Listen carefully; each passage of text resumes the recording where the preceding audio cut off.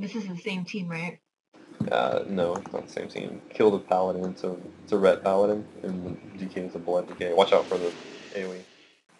Have you ever wondered how some players know exactly what to do, when to do it, and how to do it? If your answer is no, I already know this guide is probably not for you. If yes, then well, wonder no more. This guide will answer all these questions and more. It will be separated into a series of rules, starting with the first, and will proceed from there. If you follow these few simple rules, I guarantee you will see an increase in your arena rating. So, without further ado, let's get to the first rule of the Gladiator.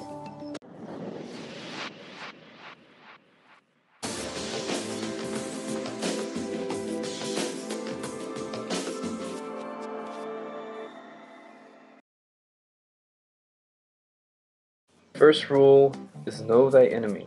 And no, you don't have to get to know your enemy, nor do you have to woo them with your smooth pickup line. You look almost as good as I do.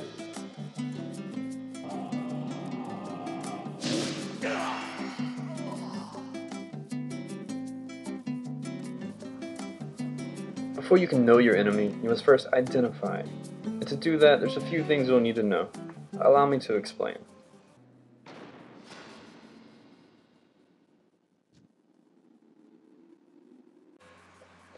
By this time, I have identified my enemies and planned accordingly. As you can see, the Death Knight is set as my focus, and the Mage my target. Let's take a closer look at what helps us to more accurately identify. Here's a collection of buffs for each said player, and it can give you all the information you need to know to accurately identify your opponent. In this situation, the Mage has a talent called Arcane Tactics, and is a talent that is only found in the Arcane tree. If we look at the buffs from the Death Knight, we can see he has Abomination's Might, and is something that is only found in the Blood tree.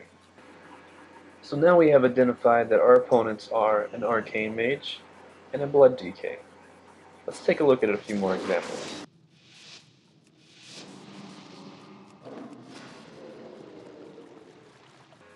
Sometimes you'll run into situations where you can't see all of your opponents and must use other means to identify.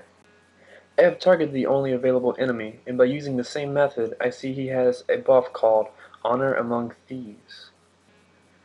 Honor Among Thieves is a talent utilized by rogues in the Subtlety tree. Therefore, his partner can only be a Subtlety rogue.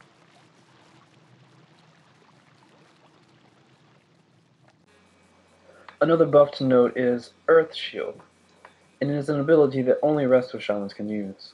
Therefore, our opponents are a Restoration Shaman and a Subtlety rogue.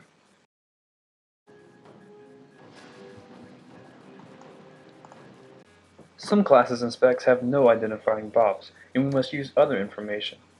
This is a Holy Paladin, and he is identified by his mana pool. Red Paladins and Protection Paladins will have much less mana. His partner is Stealth, so again we check his buffs, and we see that he has Leader of the Pack. Leader of the Pack is an aura that comes from Feral Druids, which means his partner is a Feral. Last but not least, what if both your opponents are Stealth? First thing is to immediately begin an imaginary timer in your head, starting from 20 and counting down. If you and your teammates are all unseen, this is the allotted time that any invisible mages will appear. If any of your teammates are unable to stealth, you will probably see your enemies before this time has expired. The next step is to check for flares. Hunters are unable to remain unseen while moving. Therefore, any present hunters will be located here. No flares does not necessarily mean no hunters, but it's a good thing to check for. As you can see, my partner has been sapped. This tells me that there is a rogue. Although I don't know both my opponents, this information will help me to counter the initial attack. So that's it for identifying. Learn, practice, and stay tuned for part 2 of Know Thy Enemy. Keep watching to see the rest of this fight.